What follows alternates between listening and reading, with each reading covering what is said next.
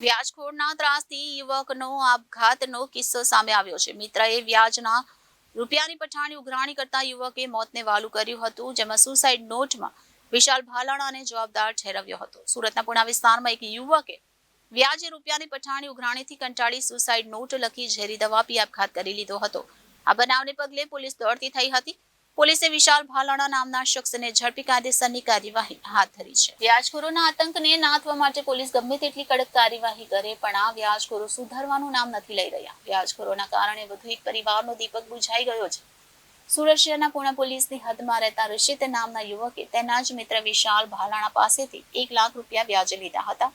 જે બાદ ઋષિત પાસે વ્યાજખોર મિત્ર વિશાલ સતત પઠાણી ઉઘરાણી કરતો હતો અને મારી નાખવાની ધમકી તેમજ ગાળો આપતો હતો, જેને લઈને ઋષિત ત્રાસી ગયો હતો અને તેને જીવન ટૂંકાવવાનું નક્કી કરી લીધું હતું.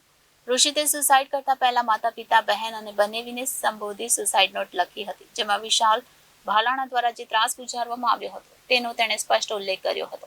વ્યાજ ઉપર જેટલા રૂપિયા લીધા હતા તેની તમામ વિગતવાર માહિતી પણ આપવામાં આવી હતી.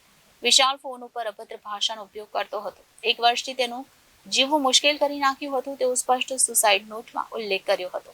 ઋષિતે એવું પણ લખ્યું કે મારા મોતના જવાબદાર વિશાલને સજા કરવામાં આવે, નહીતર તે અન્ય લોકોને પણ આવી જ રીતે હેરાન કરશે.